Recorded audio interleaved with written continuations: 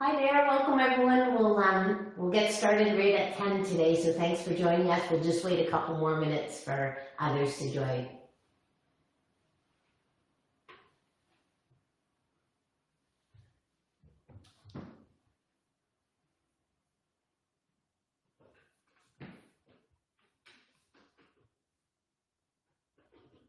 I guess we can't see the number, right, on the screen, no? That's okay.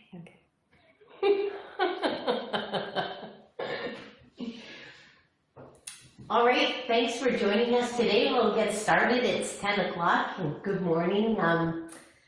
First, I want to start with an acknowledgement of the land that we're meeting with you from today. Brock University acknowledges that the land on which we gather is the traditional territory of the Haudenosaunee and Anishinaabe peoples, many of whom continue to live and work here today. This territory is covered by the Upper Canada Treaties and is within the land protected by the Dish with One Spoon Wampum Agreement. Today, this gathering is home to many First Nations, Métis, and Inuit people, and acknowledging them reminds us that our great standard of living is directly related to the resources and friendship of Indigenous people. So I welcome you to take a moment to also think about the land on which you're at, because we realize you're joining us from different parts of the globe. So welcome to our information session today about the Master of Sustainability program at Brock University. We're happy that you're joining us today. I'm joined by Amanda Smith and Aaron Daly, who you may have interacted with already. They're helping to facilitate our information session today. So toward the end of the session, we'll start taking questions from the audience, and we'll be discussing that together in a kind of less formal setting, and hopefully that will be helpful to you. So we'll give you a chance to ask questions at the end of the presentation. So first, just to give you an idea of what we'll talk about, we'll discuss where we are located, for those of you who don't know, and then we'll talk about what we call the SAS program, the Sustainability, Science and Society Master's Program. We'll focus a little bit on the aim and objectives, and then talk in more detail about the structure, funding, admissions requirements, checklist, and then, some topics you might want to think about in terms of where will that degree take you into the future. And then we'll end, of course, with some questions. So first, as a geographer, I find it fun to first talk about geographic location. And we're situated in a very unique environment here in the Niagara region of Ontario, Canada. It's perhaps one of the warmest places in Canada, which I find particularly attractive. We're just south of Toronto, and that red star on the map there shows you roughly our location in St. Catharines, Ontario. We're very close to Niagara Falls, which is a major landmark. We're also identified as a UNESCO Biosphere Reserve. And that basically means that it's a learning environment for thinking about environmental sustainability challenges. So there are these reserves across the globe, and ours is right in our backyard. So there's a picture on the bottom right of the Niagara escarpments here in the Niagara region. You'll see that there's a house pictured on the bottom left. That's actually Teal House. That's where we are right now. We're fully vaccinated, so we're able to join you today and not have the requirement of masks. But this gives you a kind of nice picture of a winter and summer picture of the house that we live in. It's been renovated, but was originally built in 1837. And so it's nice for us to meet from that location with you today. So first you might be asking, what is sustainability science? Great question. It's essentially a vision for harnessing knowledge from both science and society for more effective problem solving. At its core, sustainability science is a transdisciplinary field, which means that we actually welcome multiple perspectives on certain challenges or real world problems that we face, and coming up with innovative solutions to those challenges. So we tend to focus on socially relevant problems and have a solutions-oriented approach. So you can think about social justice issues to climate change issues. And then we also recognize that our research requires input from various communities of knowledge, including, of course, Indigenous voices and other voices. And again, we employ this transdisciplinary orientation. So we want to hear more from the biologists, the ecologists, the political scientists, the geographers, the economists, etc. And we need to do that to face the challenges that we're looking at today. So our program aim is basically to help society transition towards sustainability by providing students with both enriching research and applied experiences. That's not just applied experiences through co-ops, that's applied experiences through working with community partners, and we have many of them. So we offer a really high quality graduate education, and then along with that, we have you engage with problem solving through innovative pedagogy, through our teaching activities. So the degree that you would earn in this program is actually called a Master of Sustainability, but the program name is Sustainability Science and Society. So we affectionately call the program SAS. And then there are 3 program streams, and it really depends on your particular interests and background to determine what stream you'd like to pursue. Stream A involves coursework, a co-op position, and a major research paper. B has just co-op and thesis, and C is coursework and a major research paper. So just to give you a bit of a breakdown of each one, so the Scheme A is really designed for those students who are looking for practical application to their classroom learning. You don't have a lot of work experience, and often employers want to see that. Here's a great way for you to get an education and background in sustainability science and also get that practical experience. The second scheme is really designed for those students looking for rigorous research experience while still getting practical experiences. Often you're working with community partners like local municipalities as an example. So you can still get that experience, but the focus is on your coursework and then pursuing a thesis. So it's more of a research intensive experience versus Scheme C, where you're looking at a major research paper and your coursework. And that's typically designed for those people who already have some practical experience, but are missing the sustainability science piece that they want to add. So they may even be, have been employed for some time or are currently employed, and they want to take a pause in their employment and pursue this scheme. So each of those schemes can lead you to very different places.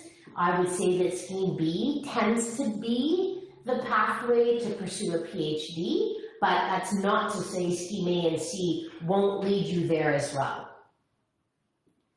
Here's a diagram of some of what we do in practice out in the field or in the classroom. So there's some different examples where students are engaged in in-class presentations to presentations with community partners.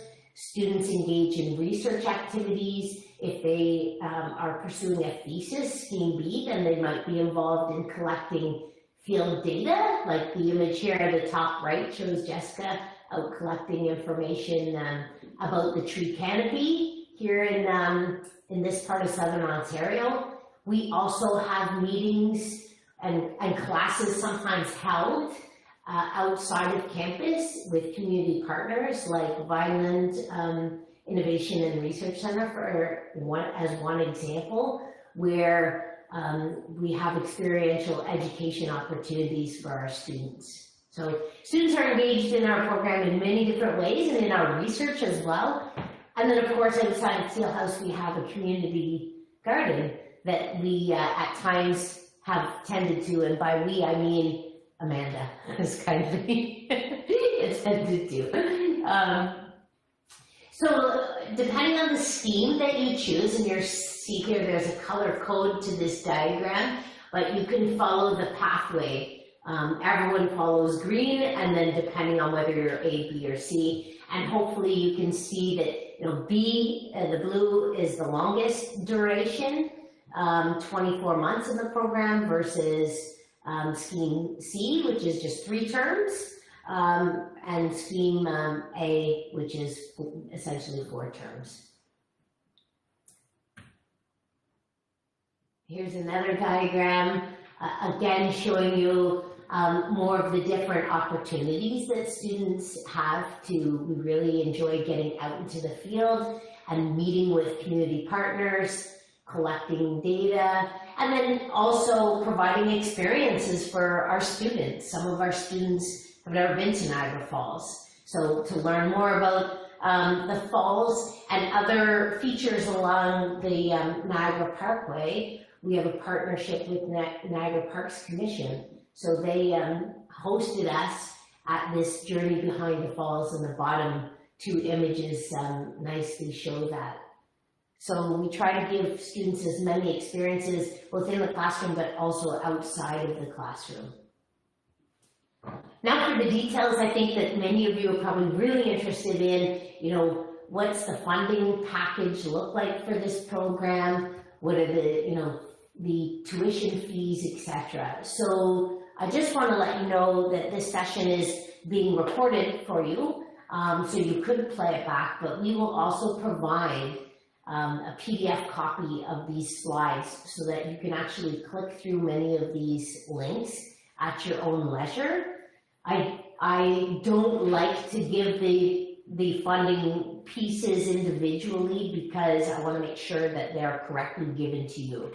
So that funding information link at the top of this graphic will give you detailed breakdown of the tuition, any ancillary fees, the difference between fees if you're in your first year, second year, third year, etc. There's a breakdown of fees whether you're a domestic student or an international student. So it's really important to make note of that when you're reading through these materials, that your funding and tuition, your eligibility for awards and scholarships is also dependent on whether you're a full-time student, part-time, domestic, or international.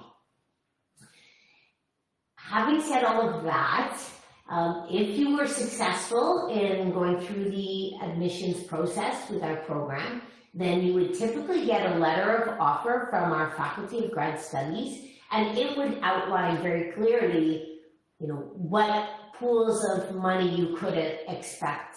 And typically, that letter is comprised of a graduate fellowship, a graduate assistantship. That grad assistantship is an employment income that comes in the form of either a teaching assistant or a research assistant.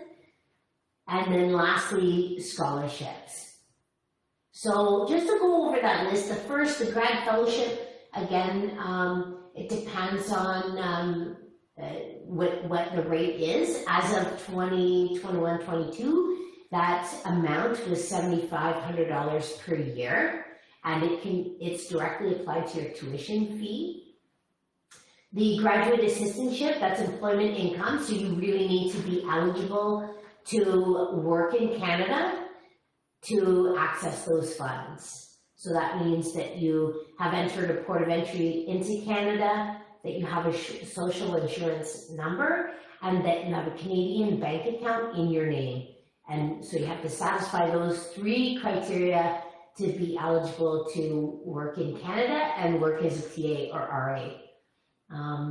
And there's a maximum of 10 hours per week that you typically would work in either of those positions, because we want to make sure that you're allowed to focus on your studies, right? So typically that's restricted to 10 hours per week.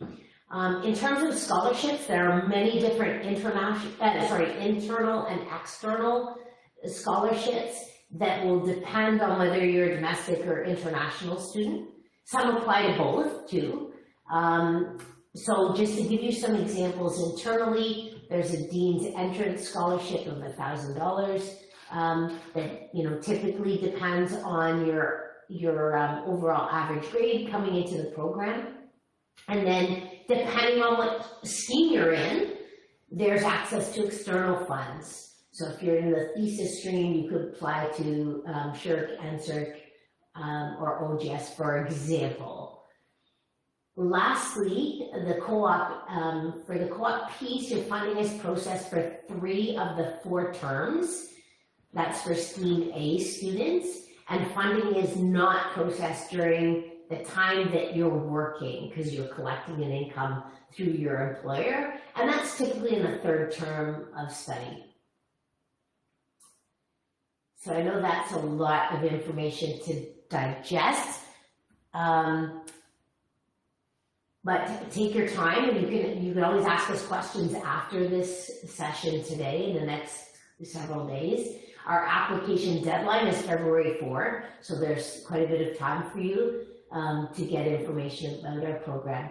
So in terms of admission criteria, you want to make sure that you at minimum meet those criteria. So we would be looking for a 4-year bachelor's degree or equivalent from an accredited university. You want to make sure that in the last 2 years of full-time study, you have a minimum average of 75%. And then for those who require proficiency in English, just take note of those pieces there. And again, you want to make sure that you at least meet those minimum criteria. That does not mean you'd be accepted into the program. We receive, as of last year, was over 100 applications from students interested in our program. So we have to think carefully about how many students we can admit. And typically we've admitted 12 domestic students and 2 to 3 international students into the program. That varies by year, but typically that's the number that we admit. So it's a highly competitive program, so you want to make sure that you meet all those minimum criteria. For the application checklist, that's step number 1. Step number 2 is you want to make sure that you have included all of the materials listed here, your curriculum vitae, or your resume, your written statement of intent. Think carefully about your ranked list of 3 core faculty who could potentially supervise your work. And I want to note, you're not obliged to reach out to those faculty members. In fact, we ask you not to, and instead look at our listing of core faculty who are available next fall, 2022, to supervise your work. So you can see from that link to the listing of core faculty, you'll see who is available and who is not available to supervise. You'll be required to provide 2 academic references with your application, your transcripts, and then proof of English proficiency. So I'll just go over the curriculum vitae for a moment. You want to make sure that you really clearly articulate in there if you've received awards or some recognition for academic excellence, for example. You want to make sure you don't just list awards, but rather explain why you were chosen as recipient of that award or why you were nominated for that award. Right? So make sure you give enough detail around that. In terms of the written statement of intent, we ask for that to be more of a formal sort of essay style where you would include citations as well. So I would not spend a lot of time talking about your background, because we'll see what your background is, but more so, what are your specific research interests? How are they aligned with the faculty you've identified in your application package? What are your career aspirations? and sort of how you plan to get there. So give us some rich information about why you're interested in the program and what research interest. I would be thinking carefully about focusing, narrowing that research interest rather than making a general statement about being interested in climate change, as one example, right? It's very helpful if you narrow that focus down so that we can see maybe who matches best with your research interests to supervise your work, right? And of course, we take into account the preferences that you've identified in your application. And then lastly, you have to submit, of course, the application using Brock's next step and pay the application fee. Okay, we're almost done, and then we can take questions from the audience. But I think it's important to also think about, your potential career path, some sample areas of research, and some sample co-op positions. In terms of career paths, it depends a little bit on whether you're interested in scheme A, B, or C. But these are some examples listed in alphabetical order, so no preference is given here really. We've seen students employed in these various areas as some examples. It's not an exhaustive list, but it gives you an idea of where students end up, and they typically end up in either government, non-government, NGOs, for example, private companies. We've had students employed immediately by municipal partners that we work with as one example, which is really fantastic and a great outcome for us. So there's quite a few different career paths that you could choose or could consider anyway. In terms of research areas, again, you want to go through the core listing of faculty to get the detailed information about specific research areas, but we tend, of course, to focus on sustainability science broadly, climate change, water resources, natural resource management, social development, and policy and analysis. We have faculty that are within the Environmental Sustainability Research Center, where this program is homed, but we also have faculty participating in our program from across campus and the different faculties at Brock, which is really fantastic. So you'll find many different perspectives too on these research areas. And then some of the co-op positions, we've had some really interesting positions. In one case, more recently, an inspector with Canadian Food Inspection Agency. We've had our students work with municipalities locally, like the town of Lincoln, the town of Pelham, as an example. And then we've had as well students work in government, like Government of Northwest Territories, where a student worked out of Ottawa, actually. They relocated to Ottawa for their summer, and they were a sustainability researcher and did some really interesting work there. And then, of course, we've had others work for cities, like the City of Kelowna, for sustainable transportation. Students interested in Scheme A for the co-op, you can actually actively find a co-op position or an employer that you're interested in working with. And through our co-op's office, they can work together to try to see if there could be an employment opportunity for you. So that's something to think about, that if you're really eager to work with a particular organization, agency, or company, then you can help work together with our co-op's office to have that happen, to make that happen. There's some links here to faculty and staff, but also students, current students, and their research activities and interests, and their backgrounds as well, so you can kind of compare that to maybe the background that you're coming from, and read about alumni as well. So our program's been active now since 2014, so there's a lot of alumni now that you can look through the listing based on year that they entered the program and see what they did in the program. Okay, so in terms of contact information, we list all of our contacts here. We're on Facebook, Twitter, and the ESRC has an Instagram and LinkedIn account as well, so you can find us there too. So I guess we'll stop here and then entertain questions from the audience. So we do have one question so far, Marilyn. It's from Cassie, and she's asking, how long should the formal essay be for the written statement of intent? Oh, thanks. Great question. So typically we say, I believe, a maximum of 2 pages. So I would make sure that you adhere to that maximum, where you would want to spend, at least a good portion of that talking. We direct you on what to write about, but spend some time talking in particular about your research interests and how they're related to the faculty members that you identified in your application.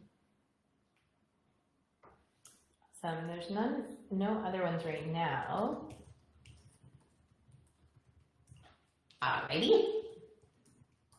Just letting them know we welcome any other questions you have. Yeah, we'll take any other questions. Yeah, I'd say if you have a question, chances are somebody else has the same question, so don't be afraid to ask it. We're here to help.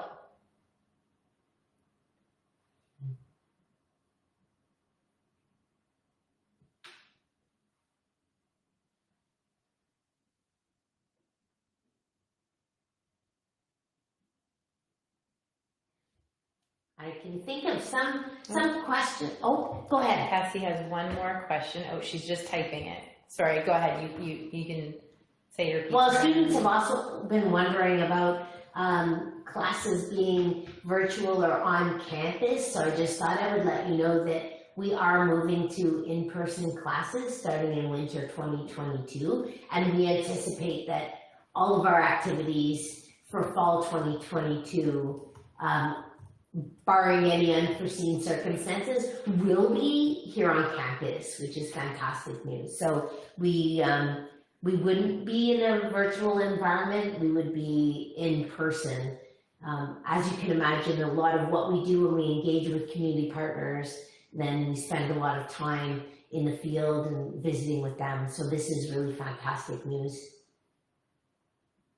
Sorry, it hasn't come in yet. Oh, okay. There's a bit of a delay too, so it's all of these technology pieces. So I can share with you sort of some fun experiences we've had is to have students in our classes. Foundation of Sustainability is one class, for example, where we've taken them to the town of Lincoln, and we take them into the headquarters where the students actually sat in town council chambers and got to meet with the mayor of the town and learn more about her interest in sustainability science and building a sustainable community here in the Niagara region. And they also got to meet with the Chief Administrative Officer, Mike Kirkopoulos. So that was a really fun experience for the students, where then they could meet one-on-one and really engage with a partner who's genuinely interested in building or maintaining a sustainable community, right, through its various activities, from development to human health and well-being, right? So that's really important. To have that direct access to our partners is really important to us and really important for you in your learning. Yeah, and hopefully we're able to get back to field trips next year. Yeah, field trips are so much fun. Okay, so Cassie's second question is, how specific should I be in discussing career aspirations in the essay portion? Is it okay if I do not have a specific career in sight as of now and discuss more of the field I would like to be in? Absolutely, yeah, that's a great question.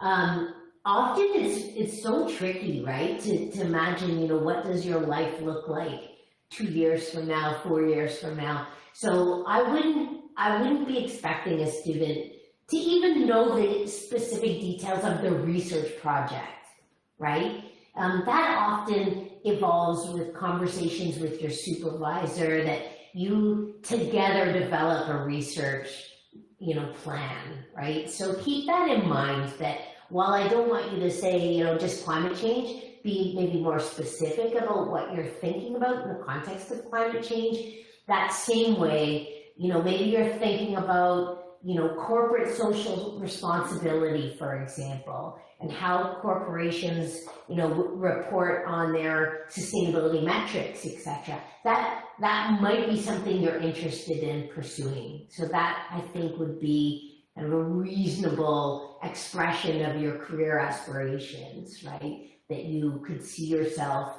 in this role, working for a company. Would you be working for, a not-for-profit? Is that of more interest to you, right? So we don't expect that you'll have all of that mapped out. We hope to be a part of that process for you as well, right? Okay, so we have two more questions. China Rose asks, for the overall average, is it looking at next semester as applications are due in February? Yes, typically they look at the last 2 years of study, and what happens is then, I think closer toward the end of spring, the Faculty of Grad Studies will get your official transcript and just make sure that you don't drop below that average, right? And that will be a part of your offer letter as well, that you can't drop below that average, I believe. Yes. From what I've seen in the Yes, that's right. Yeah. So that you come into the program with that minimum. And then what's important to note too, so that's a great question. What's important to note is in our courses, passing the course is not 50%, like what's typical at the undergrad level, but 70%. And if you're in the co-op stream, typically for students in our program, you have to maintain an average of 75% in the program. And to stay in co-op too, you have to maintain that average. So you could potentially get 72% in one course, but of course overall you would still maintain a 75 or higher in the program itself. Okay, another question from Hossein. Thank you very much for this amazing session. It is my understanding from your explanation that I need to find my potential supervisor from the university website, and I don't need to contact them. Am I right? So he's just looking for confirmation. Yeah, that's absolutely right. What we do ask you to do, because imagine hundreds of students, right, or at least more than 100 applying, so it's very difficult to have a lot of students then contacting people for potential supervisor roles, etc.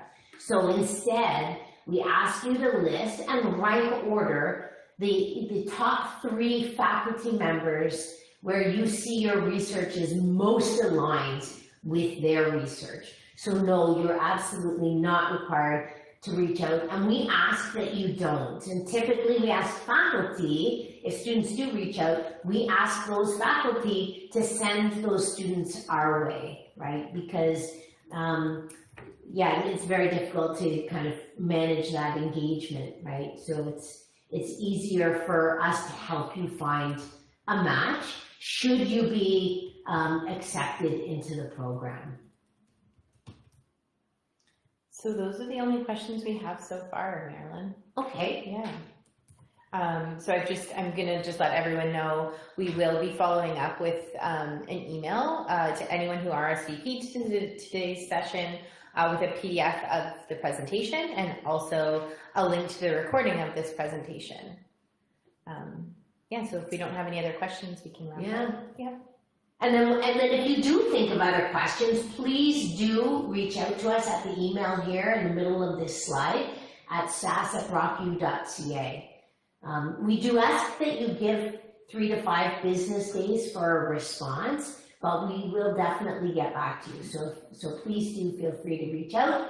And I just want to wish you a lovely day ahead, and thank you for taking the time to meet with us today. Marilyn, we did get one little question, sorry, from China Rose. She asked, so we state what scheme we are interested in. Is there any chance that we do not end up in that scheme? No, we wouldn't typically place you in a different scheme. So yes, you would, If you apply to that scheme, then of course we consider you for that scheme, and we wouldn't just switch you into a different scheme, no. So make sure you do indicate what scheme that you're interested in your statement of intent. That's really, really important. Okay, again, thank you so much, and please reach out to us at that email address and we'll address your questions. Thanks again, everyone. We really appreciate it. Bye.